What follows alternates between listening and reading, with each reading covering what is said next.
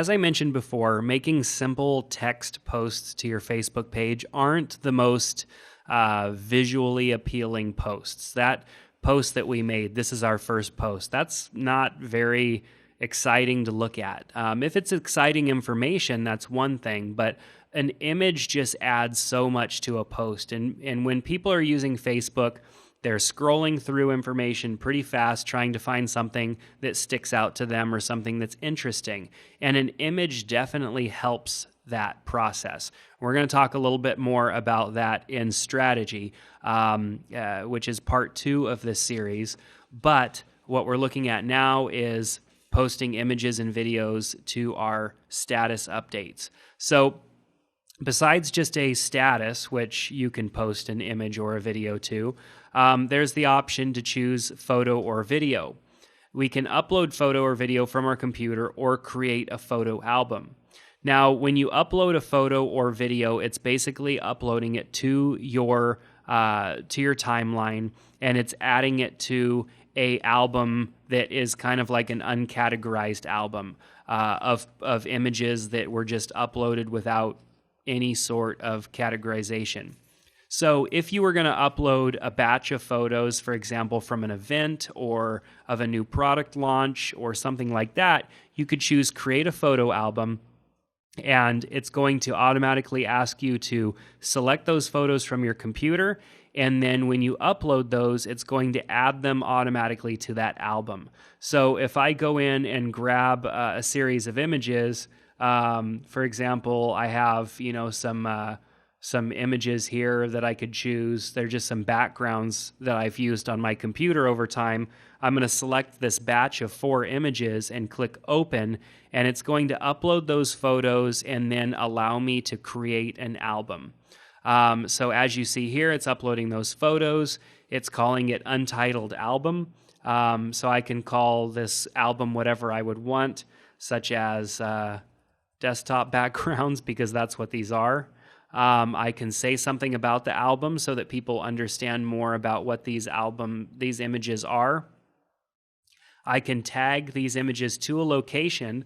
For example, wherever these photos were taken, I can tag that location. And I can add a date for these as well. Because if I'm uploading this and the actual event or whatever it was a couple of days ago, I could change that information here. Now, one of the things that's going to happen when you do this is that it's going to place this post in your newsfeed on that date. It's not actually going to post it today. So you might just want to choose Use Dates from Photos and leave it at that, because it's going to pull in the data from the photos, and maybe you're uploading photos with different dates. Maybe one of them was taken last Friday, one of them was taken on Monday. If you choose Use Dates from Photos, it's going to place them in the appropriate order. And I'll go ahead and hit Save. I can choose to order by date taken, or just kind of sort these differently depending on what options are available. Right now, order by date taken is the only option because none of these have dates assigned to them.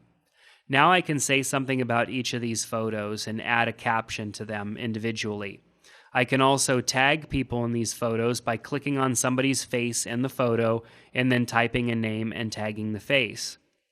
I can also change the time or the date for each of these photos individually, such as by just updating it like so. And then when I go in and maybe let's do that, set these random dates for each of these. So we have our dates randomized now. And after we post this, we will be able to resort these now that they do have different dates assigned.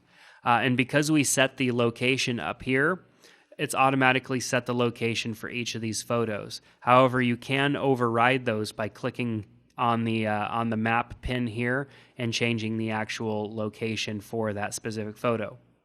At this point, you can add more photos if you'd like. You can choose to have those photos displayed in high quality, or if you want them to load a bit faster, you can uncheck that. Or maybe if you're uploading a large batch of photos, you can uncheck high quality, and it will upload and display a lower resolution version of the images, which will make the loading time much quicker. When you're done, click on Post Photos, and it's going to post those photos to your Facebook page. You'll see here it's showing us that album, Desktop Backgrounds album.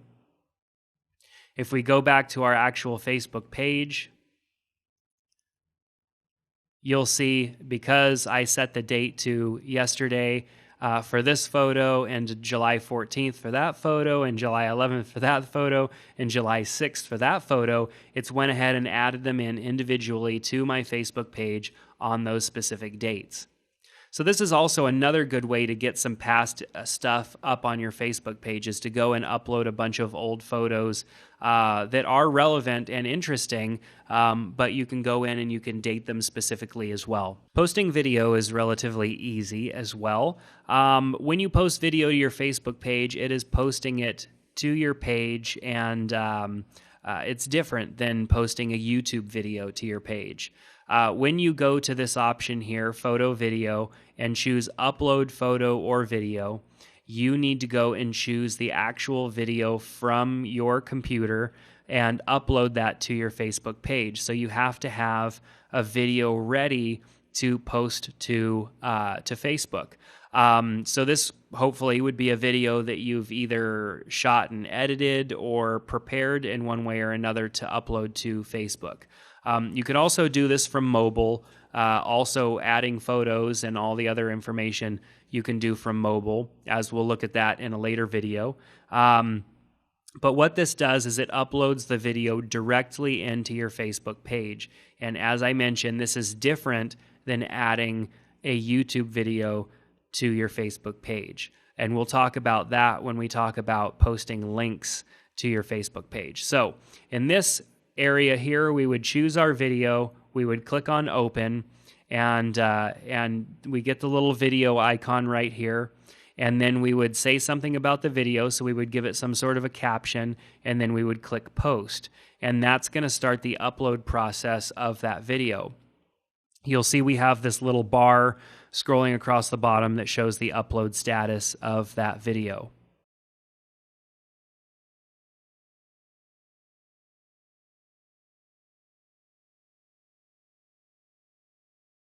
All right, so the video has just completed uploading, and it says that it is processing. What it's doing is encoding the video so that it will display well in Facebook.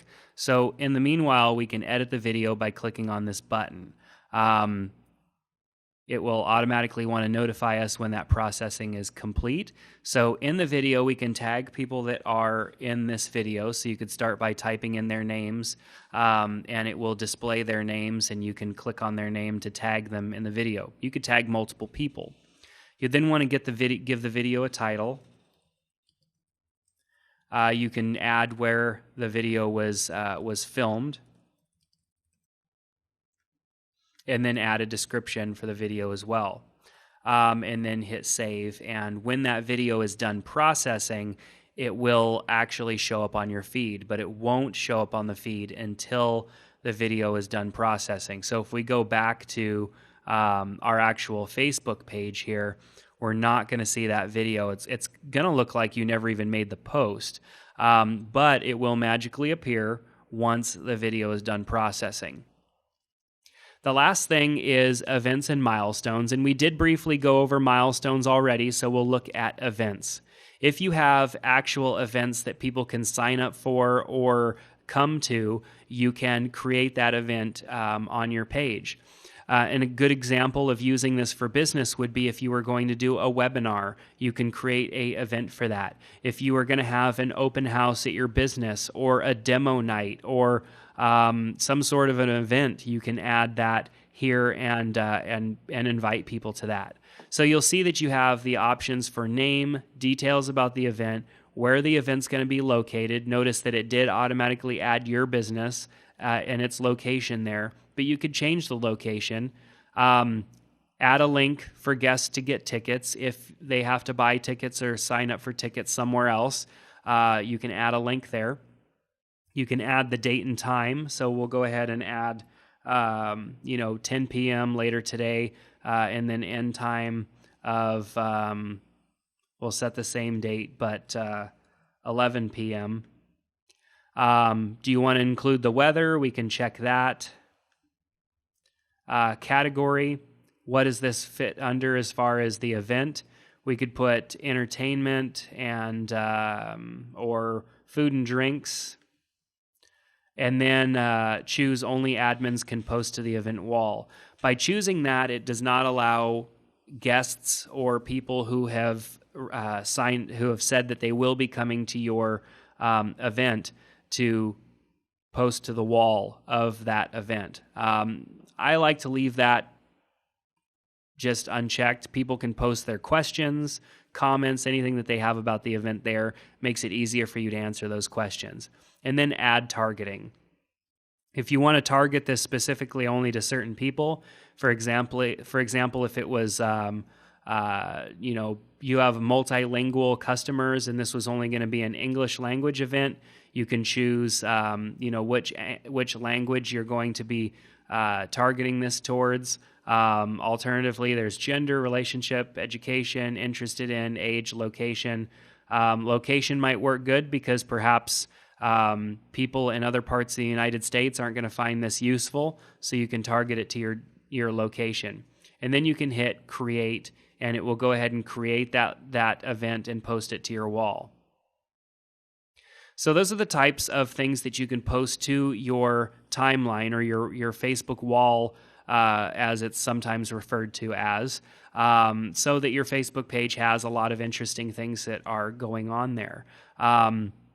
Over time, this will start to fill in. You'll have lots of information that will span months and even years into the future. So keep in mind that this information that you post here needs to be interesting. It needs to be relevant.